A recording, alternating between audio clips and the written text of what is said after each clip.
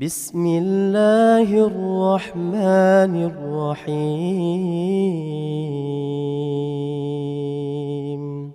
Bismillahirrahmanirrahim. Assalamualaikum warahmatullahi wabarakatuh.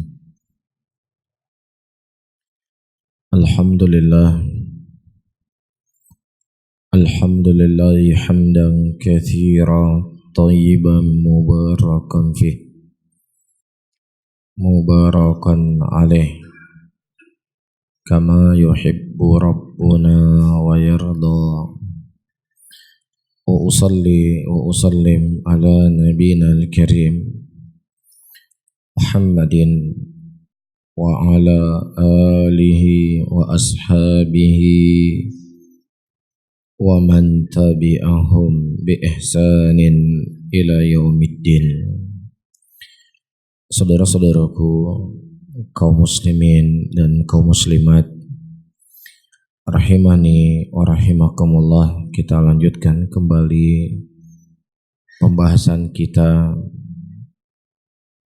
tentang kisah terbunuhnya Amirul Mukminin Ali bin Abi Thalib radhiyallahu taala anhu wa ardahu, ketika berkumpul 3 orang Khawarij, Abdurrahman ibnu Muljam, kemudian Amr bin Bakar, dan yang ketiga Barok ibnu Abdullah,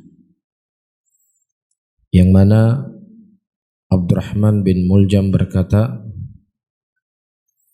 saya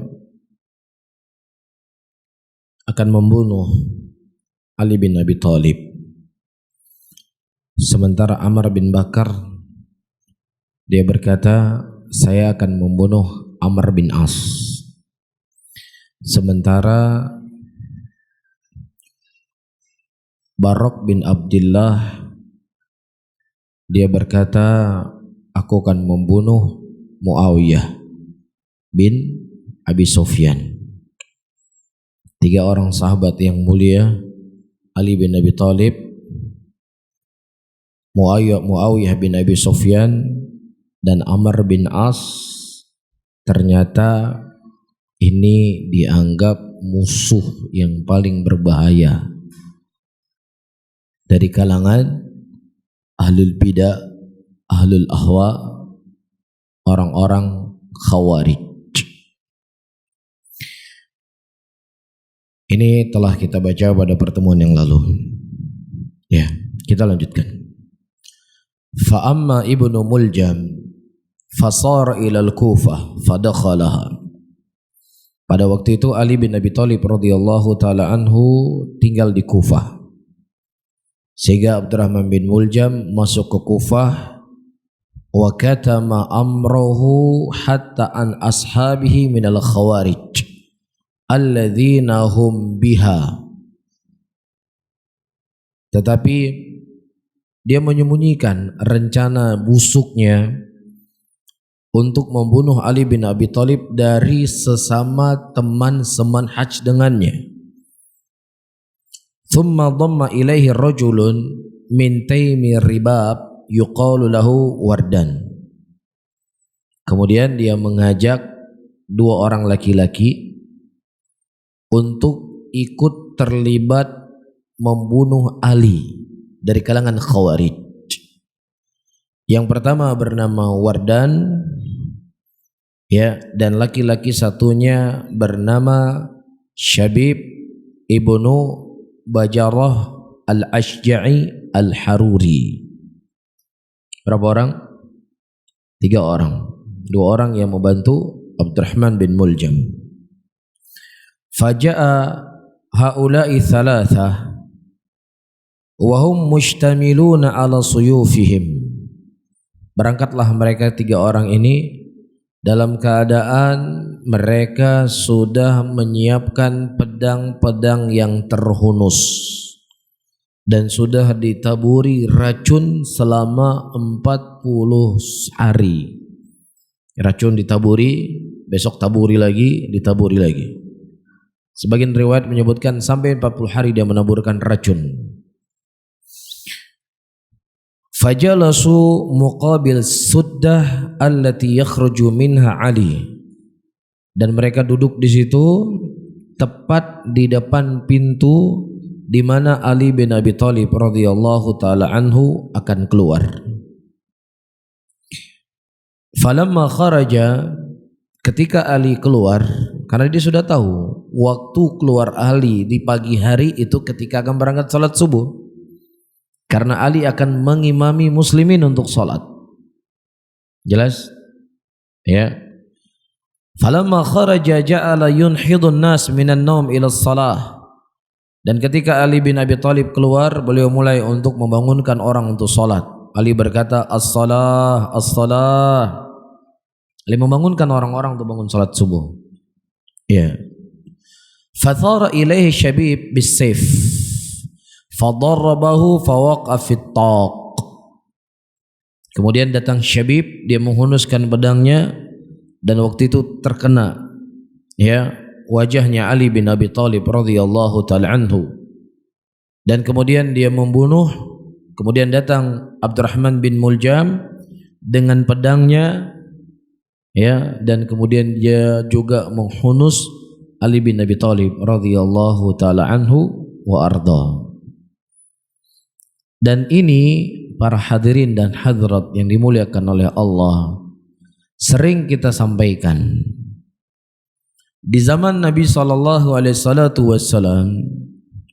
orang yang memusuhi Rasulullah SAW adalah orang-orang kafir, orang-orang musyrikin, dan orang-orang munafikin. Setelah wafat Nabi Muhammad SAW, di zaman Khalifah Abu Bakar Siddiq, kemudian di zaman Umar bin Khattab, dan terlebih setelah meninggal Umar bin Khattab, di mana Rasulullah mengatakan bahwasanya Umar bin Khattab itu adalah pintu. Ketika beliau meninggal berarti terbuka pintu fitnah sampai yaumul qiyamah dan tidak akan pernah tertutup. Makanya telah terbunuhnya Utsman, fitnah Abu Umar bin Khattab, fitnah semakin banyak. Muncul Syiah, muncul Qadariyah, ya, muncul Rafidhah, muncul Khawarij, beraneka ragam muncul kelompok-kelompok pada waktu itu. Yang tadinya musuh Rasulullah dari kalangan orang kafir, sudah habis atau belum mereka? Mereka belum habis juga. Dan Allah Subhanahu wa taala telah menyebutkan makar orang-orang kafir. Wala tajidanna ashaddun nas adawatan lilladzina amanu al-yahuda walladzina asyraku. Dan engkau akan mendapatkan orang-orang yang paling keras permusuhannya kepada orang-orang beriman adalah orang-orang Yahudi dan orang-orang yang mereka berbuat kesyirikan kepada Allah. Ini ayat telah diturunkan oleh Allah dari langit ketujuh untuk membongkar kedok mereka, untuk membongkar niat-niat busuk mereka. Dan ayat ini berlaku sampai yaumul qiyamah. Dan mereka tidak akan rela dan tidak akan ridha sampai kita semuanya mengikuti agama mereka. Walan tarda ankal yahudu walan nasara hatta tattabi'a millatahum. Tidak akan rela orang-orang Yahudi dan orang-orang Nasara sampai kalian semua mengikuti agama mereka. Bahkan sesuatu yang paling mereka cintai dan tidaklah mereka hidup kecuali untuk mendapatkan harta, itu pun mereka siap keluarkan untuk menyesatkan manusia dari jalan Allah Subhanahu wa taala. Innal ladzina kafaru yunfiquna amwalahum, sesungguhnya orang-orang kafir mereka menginfakkan harta-harta mereka. Mereka keluarkan harta-harta mereka untuk apa? Untuk menghalangi manusia dari jalan Allah Subhanahu wa taala. Sehingga jangan antum tertipu dengan senyuman orang-orang kafir Jangan tertipu dengan bantuan-bantuan orang kafir yang kemudian lupa dengan firman Allah. Antum harus tahu, yang membunuh Nabi kita Muhammad sallallahu alaihi wasallam adalah orang Yahudi. Dan permusuhan itu terus sampai yaumul qiyamah. Kapan mereka punya kesempatan untuk membantai muslimin? Kapan mereka punya kesempatan untuk merusak akidah muslimin? Disitulah mereka akan merusak akidah kita. Jadi hati-hati, jangan antum tertipu dengan baiknya akhlak mereka. Ya, tentunya Allah yang lebih kita percaya. Dan kita lihat sendiri. Ya, kita lihat sendiri. Walaupun terkadang dia tidak mendakwahkan agama mereka dengan lisan-lisan mereka, tetapi terkadang dengan perbuatan mereka, ya, dia akan mendakwahkan pemikiran-pemikirannya. Bukan berarti ayyuhal ikhwah rahimani wa rahimakumullah, ini harus kita ingatkan walaupun sudah sering kita ingatkan. Bukan berarti kita tidak ada sikap toleransi dengan orang kafir. Silahkan kita bertoleransi dengan orang-orang kafir yang itu sesuatu yang dibenarkan dalam syariat. Kita punya tetangga orang kafir, dia sakit misalnya, kemudian dia butuh mobil untuk pergi ke rumah sakit, kita antar dia. Kalau seandainya dia itu misalnya rumahnya rusak, iya, banjir, bocor rumahnya, kita sebagai tetangga membantu dia. Nah, begitu juga misalnya terjadi bencana di komunitas orang-orang kafir, terjadi gunung meletus, ataukah banjir, ataukah kebakaran, atau yang semisalnya, maka Islam tidak pernah melarang sama sekali untuk apa? Untuk kita bantu apa yang kita punya dari harta kita. Kita kasih dia pakaian, kita kasih dia makanan, kita kasih dia minuman, apa yang bisa membantu dia. Karena ketika pembahasan dalam masalah kemanusiaan, dalam keadaan bencana, kita sudah nggak bicara agama di situ. Siapa saja yang dia namanya manusia kita bantu. Tetapi ketika itu merupakan bagian dari akidahnya mereka, bagian dari kekhususan mereka, bagian dari ibadah mereka, maka tentunya lakum dinukum waliyadin. Agama-agama kita adalah milik kita, agama mereka adalah agama mereka. Wala tajidu qauman yu'minuna billahi wal yawmil akhir yuwadduna man haddallaha wa rasulah. Engkau tidak akan pernah mendapatkan orang-orang yang mereka beriman kepada Allah dan beriman kepada hari akhir berkasih sayang dengan orang-orang yang mereka bermusuhan dengan Allah dan Rasulnya. Iya, dan tidak ada sesuatu perkara yang paling besar kriminalitasnya, tidak ada perkara yang paling rusak di muka bumi ini dari orang-orang yang berkeyakinan bahwasanya Allah itu punya anak. Ini antum harus yakini. Ini harus antum pegang sebagai akidah antum. Walaupun dia membangun 1000 masjid untuk muslimin, walaupun dia membantu puluhan ribu imam-imam masjid untuk pergi umroh, itu kebaikan tersebut tidaklah sebanding dengan kekufuran yang dia miliki, keyakinan sesat kepada Allah Subhanahu wa taala. Ini harus antum pahami. Allah Subhanahu wa taala sebutkan di dalam ayat Al-Qur'an, dan ayat ini sudah sering kita sampaikan. Wa qalu takhadar rahmanu walada laqad ji'tum syai'an idda takadu as-samawati yatafattarna minhu wa tanshaqul ardu wa takhirul jibalu hadda an da'u lirrahmani walada. Dan ketika mereka mengatakan bahwasanya Allah itu punya anak, apa kata Allah? Ya, sungguh sangat jelek apa yang mereka ucapkan. Hampir-hampir langit itu runtuh. Iya, hampir-hampir gunung itu hancur. Hampir-hampir bumi ini ya laut itu terbelah. Ketika mereka mengatakan Allah punya anak. Ini kriminalitas yang paling besar. Ini hoax yang paling terbesar. Tidak ada hoax yang lebih besar daripada ini, karena Allah mengatakan lam yalid wa lam yulad wa lam yakul lahu kufuwan ahad. Allah itu tidak beranak dan tidak diperanakan, dan tidak ada sekutu baginya. Kemudian ketika dia mengatakan Allah punya anak, ini dusta. Dan tidak ada dusta yang lebih besar. Dan orang yang berdusta itu orang baik atau orang jelek? Saya ingin tanya sama antum. Orang berdusta itu orang baik atau orang jelek? Ya, apalagi berdusta atas nama Allah. Wala tasifu alsinatukumul kadhib. Hadza halalun wa hadza haramun litaftaru 'ala Allahi kadhiba, kata Allah. Jangan kamu mengucapkan dengan lisan-lisanmu ini halal ini haram. Padahal Allah enggak menghalalkan, padahal Allah enggak mengharamkan. Dan sungguh engkau telah berdusta terhadap Allah dengan dusta yang sangat besar. Dalam keadaan dia bukan berdusta dalam masalah akidah, dalam pondasi tentang siapa yang dia sembah, tapi perkara-perkara yang di bawah itu. Tapi Allah telah mengatakan sungguh kalian telah berdusta kepada Allah dengan dusta yang sangat besar.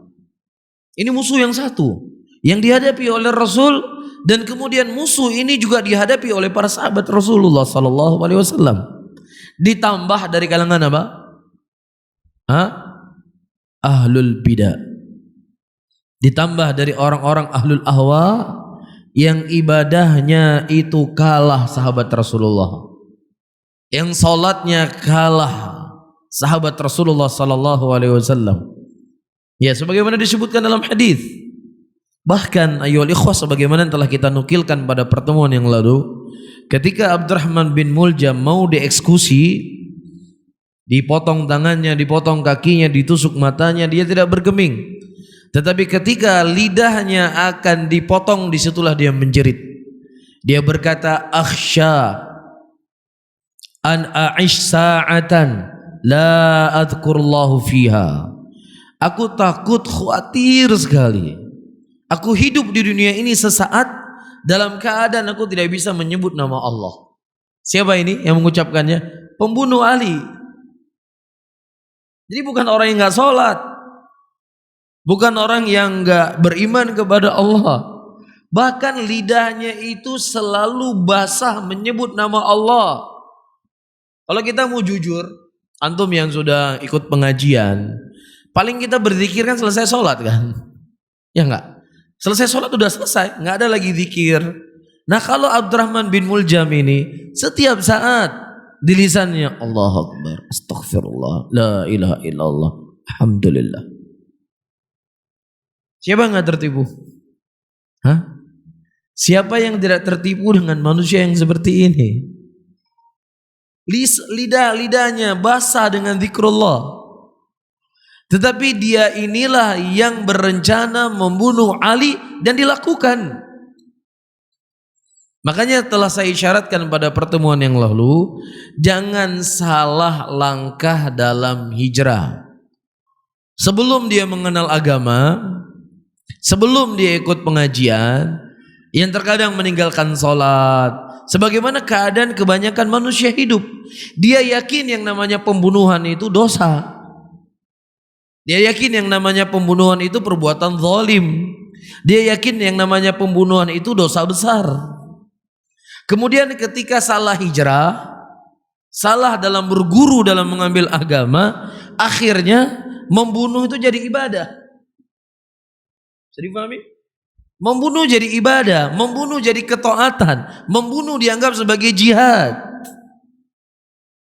Salah mengambil guru dalam agama, salah hijrah. Jadi mana lebih baik? Lebih baik keadaan dia sebelum hijrah yang terkadang ninggalin sholat, yang terkadang pacaran, atau setelah hijrah menganggap pembunuhan itu jadi ibadah. Mana lebih baik?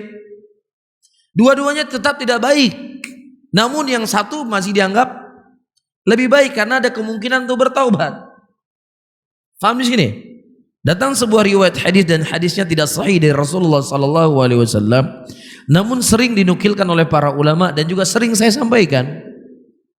Syaitan berkata, ahlaktu bidzunub wa ahlakuni bil istighfar. Ya, aku hancurkan manusia dengan dosa-dosa yang mereka lakukan. Tetapi mereka menghancurkan aku dengan istighfar dari dosa yang mereka lakukan. Kemudian aku mencari sebuah dosa di mana ketika dia berbuat dosa, dia tidak beristighfar.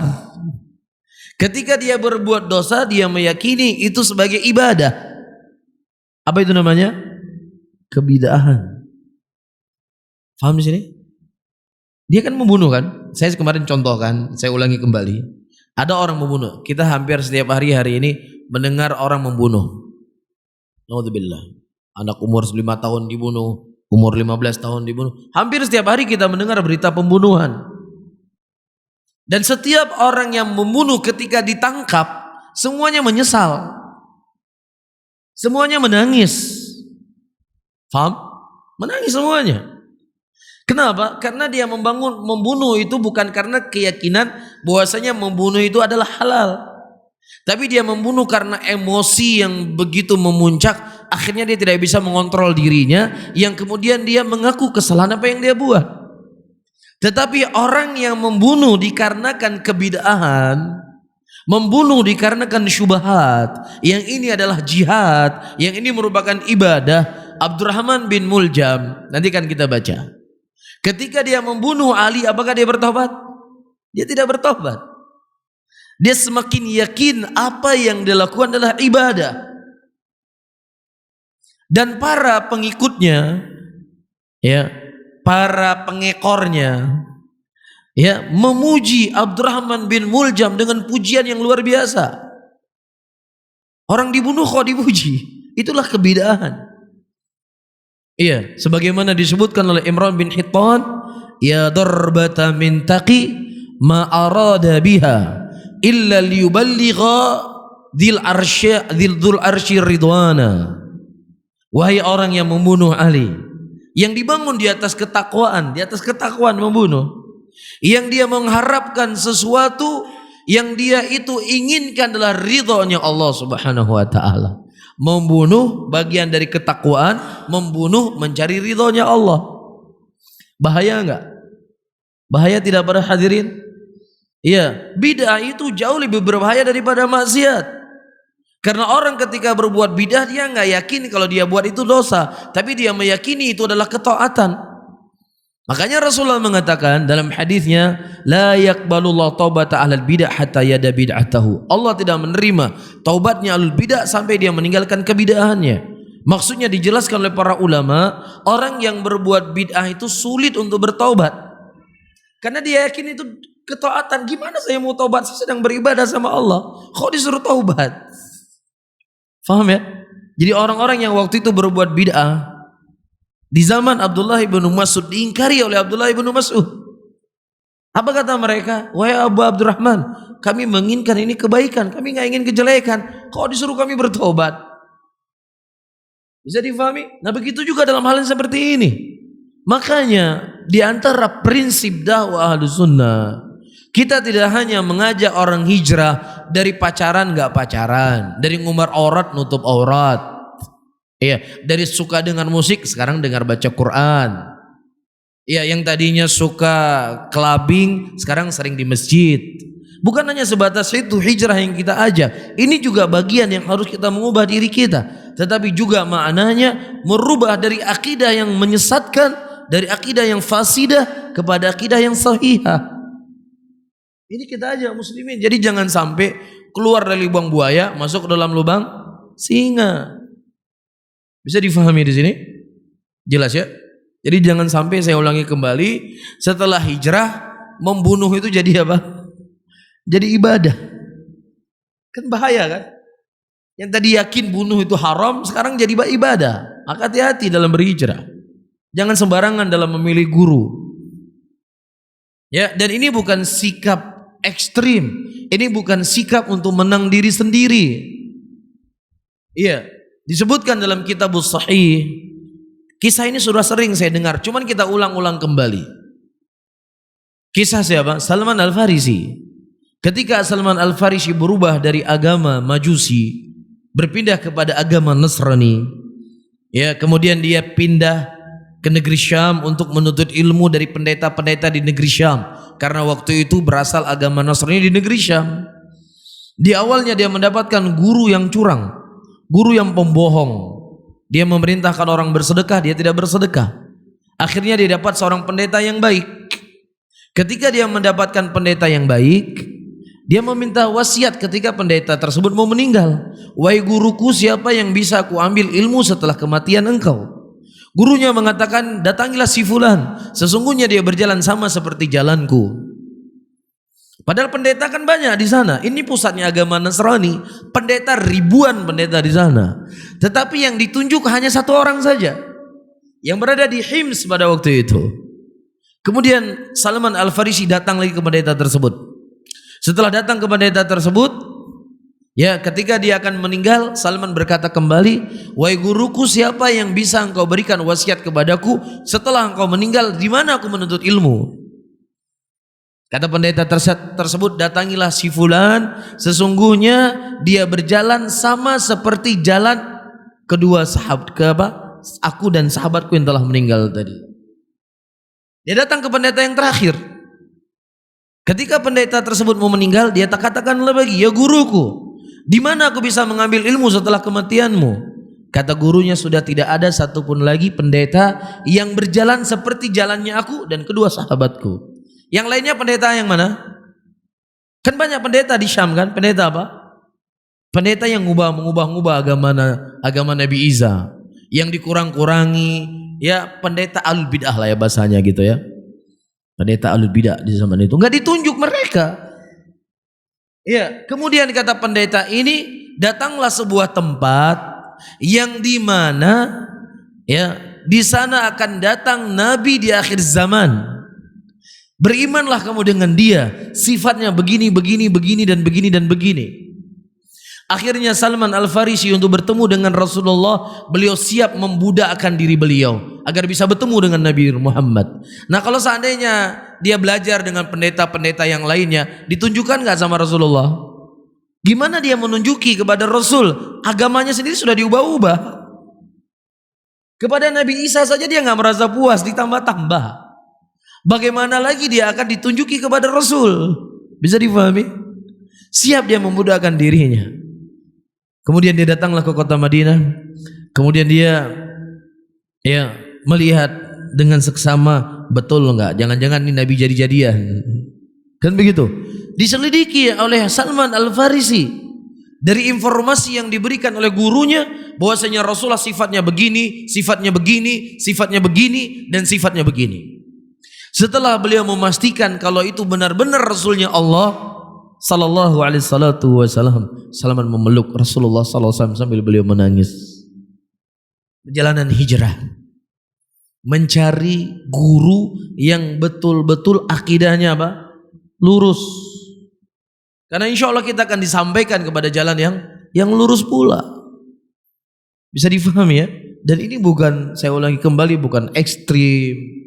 Ini bukan egois, bukan. Ini bab kehati-hatian kita. Dan saya sering mengulang-ulangi, antum punya uang 500.000, ada orang yang ingin hutang sama antum, yang antum nggak kenal sama dia, atau dia dikenal orang yang punya masalah dalam masalah hutang, antum kasih nggak? Antum nggak kasih 500.000. Antum gak tega harta antum 500.000 antum berikan kepada orang yang antum tidak percaya. Lah gimana antum memberikan agama yang urusannya akhirat antum? Ya urusannya surga dan neraka kita berikan kepada sembarangan orang? Gak bisa. Ini harus lebih kita jaga. Bisa difahami ya? Ya saya ulangi kembali, obat. Ada orang mencret ya.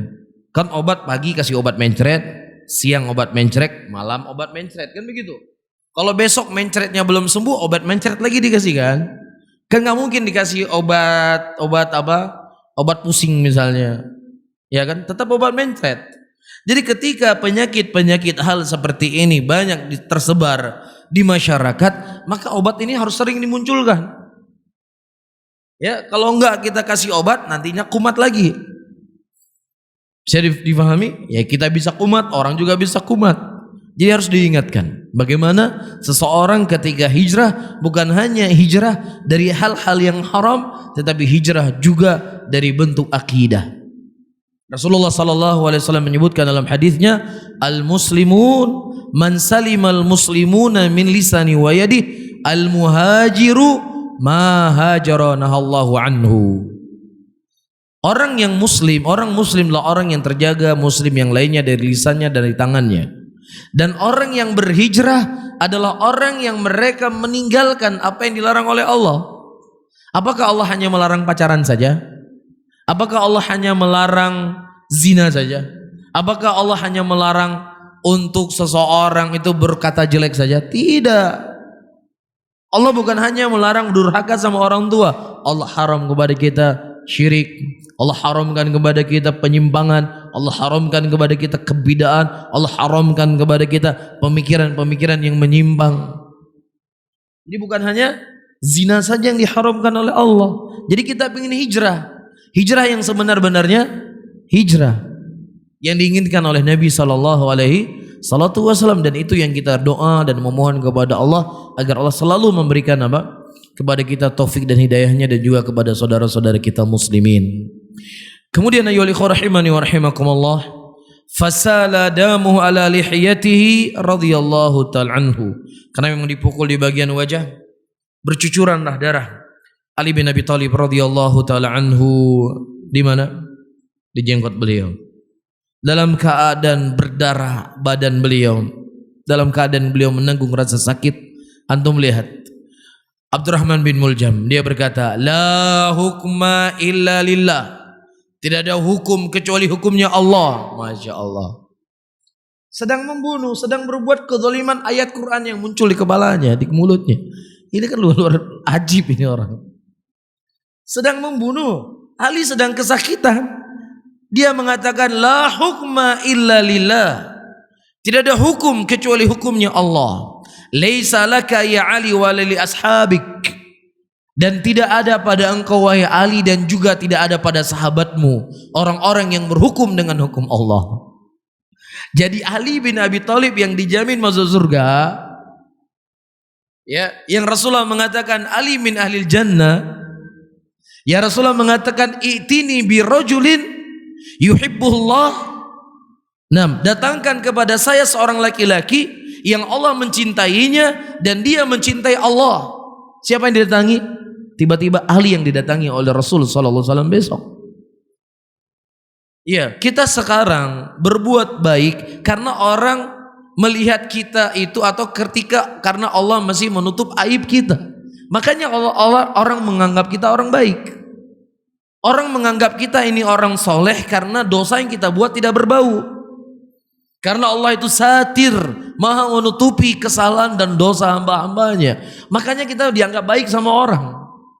Coba kalau seandainya Allah membuka apa yang kita lakukan, apa yang ada di hati kita, apa yang dengannya kita bermaksiat kepada Allah ketika kita dalam keadaan sendirian, mungkin orang tidak akan mau dekat dengan kita. Tetapi Ali bin Abi Thalib, dia itu dicintai oleh Allah. Allah mencintai sesuatu, pasti Allah mengetahui apa yang ada dalam hatinya dan apa yang dari zahirnya, kan begitu? Bisa difahami para hadirin? Ali bin Abi Thalib. Nah, datang laki-laki ini, dia berkata, tidak ada hukum kecuali hukum Allah, dan engkau wahai Ali dan sahabatmu tidak berhukum dengan hukum Allah. Jadi saya sering mengulangi pertanyaan ini. Kalau seandainya Ali menjadi presiden Indonesia, para hadirin dan hadirat, kira-kira dituduh nggak berhukum dengan hukum Allah? Hah? Dituduh nggak? Aman nggak Ali dari tuduhan tidak berhukum dengan hukum Allah? Hah? Nggak aman. Karena orang yang membunuh Ali jauh lebih taat dari orang-orang yang demo hari ini. Taatnya luar biasa. Ya, di mulutnya qala Allah, di mulutnya Al-Quran, di mulutnya hadis Rasul, di mulutnya zikrullah. Tapi bersamaan dengan itu dia mengatakan Ali tidak berhukum dengan hukum Allah. Padahal ini penghuni surga. Mafhum? Taib. Kemudian waja'ala yatlu qawluhu ta'ala, dan kemudian dia mulai membaca firman Allah. Wa minan nasi may yashtari nafsahu ibtigha'a mardatillah wallahu ra'ufun bil ibad. Siapa yang baca doa ini? Baca ayat ini? Abdurrahman bin Muljam. Luar biasa hafalan Qurannya kan? Tahu dia pojok kiri, pojok kanan hafal mungkin. Lagi sedang membunuh. Wa minan nasi may yashtari nafsahu ibtigha'a mardatillah. Ada di antara manusia yang dia menjual dirinya untuk mengharap ridhonya Allah Subhanahu wa taala. Iya, dia jual dirinya untuk jihad, Dia jual dirinya untuk Allah, membunuh Ali bin Abi Thalib. Pakai ayat Quran. Bisa difahami? Wa nada Ali, kemudian Ali berkata, alaikum bihi. Ya, dan kamu juga demikian. Maksudnya kamu yang tidak berhukum dengan hukum Allah. Di tengah Ali menanggung rasa sakit, luar biasa. Ajib memang. Ya. Haraba Waradan fa'adrakahu rajulun min Hadramaut faqatalahu. Ada berapa orang mereka tadi?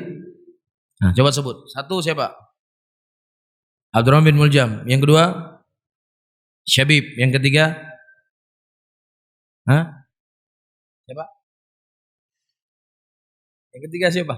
Syabib, Abdurrahman bin Muljam. Yang ketiga Wardan. Siapa namanya? Wardan. Nah, dihafal. Waharaba Wardan. Ketika Ali sudah dibunuh, si Wardan ini kabur. Fa'adraku rajulun min Hadramaut. Kan orang sudah mulai keluar untuk sholat. Kemudian si Wardan ini didapati oleh seorang laki-laki dari Hadramaut. Faqatalahu. Kemudian dibunuhlah, mati satu. Wardannya mati. Wa dhahaba Syabibun fanaja binafsihi wa fatan nas. Keadapun Syabib kabur dan manusia terluput darinya, lari dia. Wa Muskyu ibnu Muljam. Adapun Abdurrahman bin Muljam ditangkap. Ditangkap.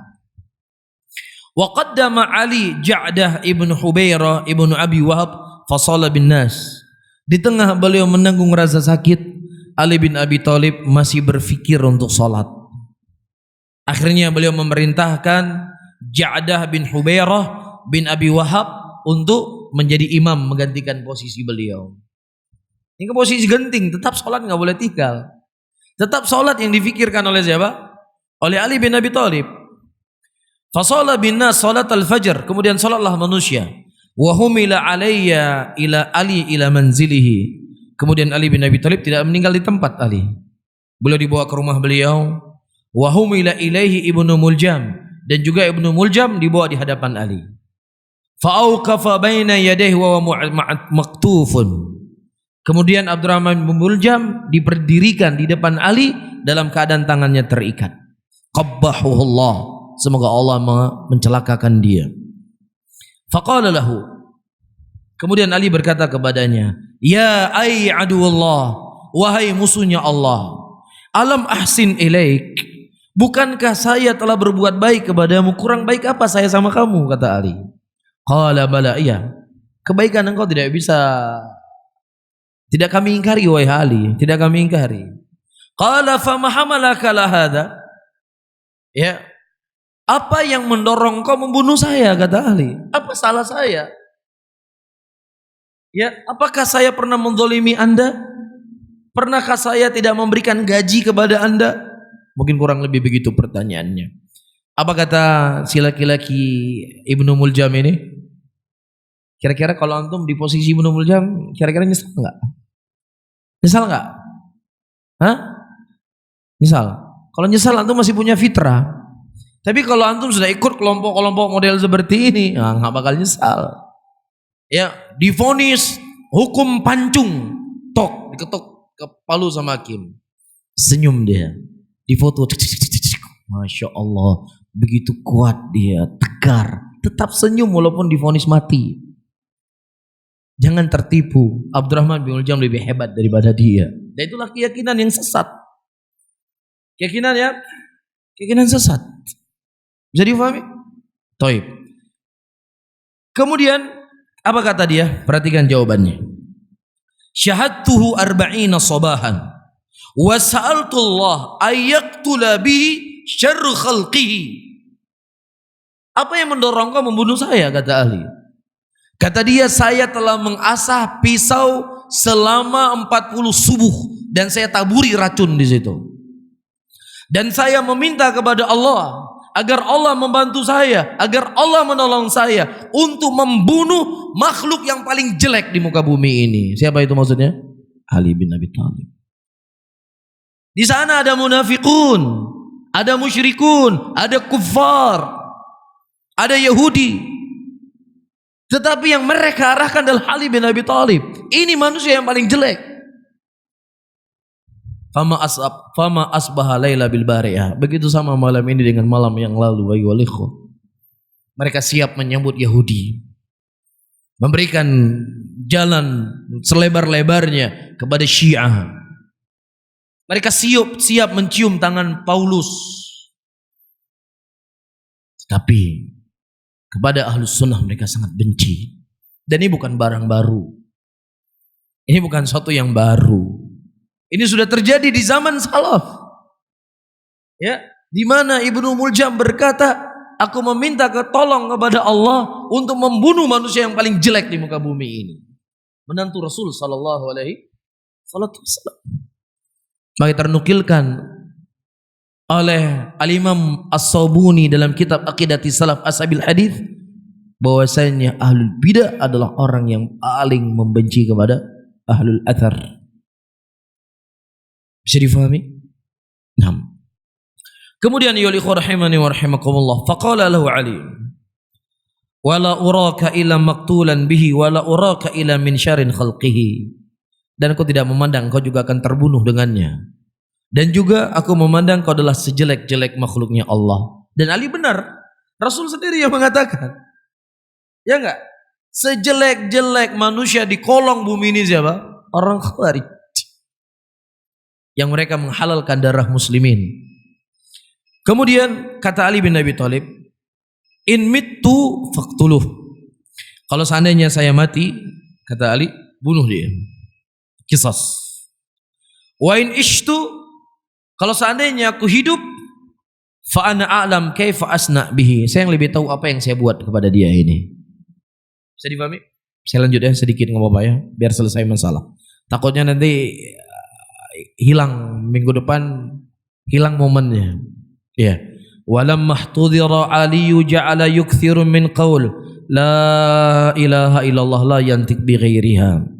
Ketika Ali nafasnya sudah mulai terdesak, ya sudah sulit beliau untuk bernafas. Tidak ada yang keluar dari mulut beliau kecuali la ilaha illallah. Itu tok yang beliau mampu ucapkan. Dalam riwayat yang lainnya Ali membaca faman ya'mal mithqala dzarratin khairan yarah wa man ya'mal mithqala dzarratin syarran yarah. Barang siapa yang seorang beramal sebesar biji sawi, dia akan melihat kebaikan tersebut. Dan barang siapa yang seorang beramal dengan kejelekan walaupun sebesar biji sawi, itu juga dia akan lihat. Wa qad awsa waladaihi Hasan wal Husain bitaqwallah wassalah wazzakah. Di tengah sakitnya Ali bin Abi Thalib sebelum beliau wafat, beliau kumpulkan anaknya Hasan dan Husain. Beliau ingatkan, wahai anakku, bertakwalah engkau kepada Allah, jagalah salat, tunaikanlah zakat, ya, wa ghafridz dzam, dan engkau mohon ampun dari dosa yang kau lakukan, wa qadimil ghaid, dan jangan engkau bersikap krehkroh lah bahasa kita gitu ya, bersikap keras, bersikap kaku, sambunglah tali silaturahmi, dan bersikap lembutlah kepada orang-orang yang jahil. Ya, bersikap lembut kepada orang yang belum mengerti apa itu kebenaran. Sampaikan dengan cara yang baik, peluk mereka. Subhanallah. Wa tafaqu fid din, terus engkau belajar agama. Nuntut ilmu dengan semangat. Wa tathabbut fil amr. Ya, setiap ada suatu perkara yang kau dengar dari berita, pastikan dulu betul enggak beritanya. Iya. Wa ta'ahud bil Quran, dan jangan kau pernah meninggalkan Al-Quran. Jangan pernah meninggalkan untuk membaca Al-Quran. Iya. Wa husnul jiwar, berbuat baiklah kepada tetangga. Wal amru bil ma'ruf, ajaklah manusia kepada kebaikan dan cegahlah manusia dari kemungkaran. Wajtinabul fawahish, dan jauhlah dari dosa.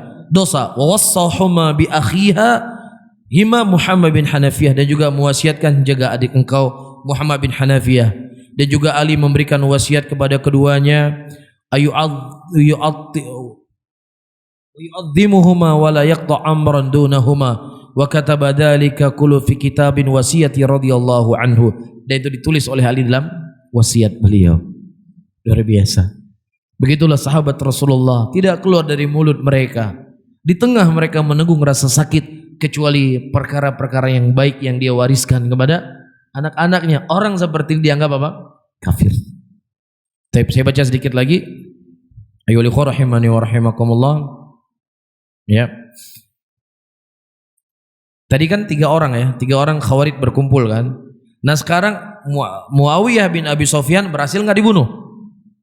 Amr bin As berhasil nggak dibunuh?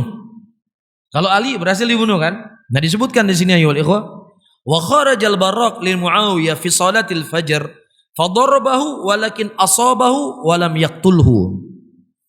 Dan Barraq yang niat membunuh Muawiyah, dia sempat memukul Muawiyah. Tetapi pukulan yang dengannya dia memukul Muawiyah tidak membuat Muawiyah itu meninggal. Muawiyah selamat. Jadi difahami? Adapun Amr bin As, walladzi arada Amr bin As kharaja ila shalah. Jadi semuanya di waktu salat subuh. Karena manusia enggak ada, lagi sepi. Dan juga suasana gelap. Ya, ketika Amr bin As keluar dari untuk salat subuh pada waktu itu, dan Amr qadarullah masyafa'al, beliau mencret ishal, beliau mencret pada waktu itu sehingga beliau tidak bisa keluar mengimami salat subuh. Faqatala al-imam yadhunnu Amr bin As. Ya akhirnya pembunuh itu masuk ke dalam salat yang kemudian dia bunuhlah imam. Dia fikir imam itu siapa? Amr bin As. Padahal yang menjadi imam pada waktu itu yang menggantikan Amr bin As Kharijah bin Habib. Faja'a wa darabu faqatalu fi shalah fa'amsaku qalu. Kemudian dia datang memukul dan membunuh imam tadi. Ya, kemudian ditahanlah, ditangkap, berhasil ditangkap. Qalu madza fa'alta? Kemudian dia berkata, apa yang ingin kau lakukan? Arahtun nas min Amr ibn al-As. La haula wa la quwata illa billah. Sudah ditangkap, sudah dibunuh, biasa kan orang nangis kan? Baik drop long, dipulih long kan begitu. Ketika dia ditangkap, ya, dia tidak bohong, dia nggak menyembunyikan tujuannya. Dia berkata, arahtun nas an Amr ibn al-As. Saya ingin mengistirahatkan manusia dari laki-laki bejat ini. Amr bin As, sahabat Rasulullah yang meriwayatkan hadis lebih dari 1000 hadis. Kenapa mereka begitu benci kepada Ahlus Sunnah? Demikianlah Allah tanamkan kepada Ahlul Bidah. Ya, aku ingin mengistirahatkan manusia dari laki-laki ini. Qalu ma qatalta Amran wa inna ma qatalta jariyah. Engkau tidak membunuh Amr karena Amr tidak menjadi imam. Engkau salah bunuh. Engkau salah bunuh. Faqutila wa qutilal Barraq wa qutila Abdurrahman bin Muljam. Dan kedua-dua orang ini dibunuh pada waktu itu karena telah membunuh. Bisa difahami? Wallahu a'lam bishawab, karena sudah adzan. Insyaallah pada pertemuan yang akan datang kita bahas apa lagi? Sekali-sekali boleh mungkin request dari antum ya. Bahas apa lagi kita minggu depan? Pembunuhan Umar bin Khattab. Udah pernah kita bahas? Udah belum? Tragedi terbunuhnya Umar bin Khattab sudah? Belum ya? Nah, minggu depan kita bahas tragedi terbunuhnya Umar bin Khattab. Mungkin kita baca singkat saja. Ada sisa waktu mungkin kita bisa diskusi. Ya, apa yang mampu untuk kita berdiskusi. Wallahu a'lam bishawab. Saya akhiri. Allahumma salli ala Muhammadin wa ala alihi wa ashabihi wa man tabi'ahum bi ihsanin ila yaumiddin. Wassalamualaikum warahmatullahi wabarakatuh.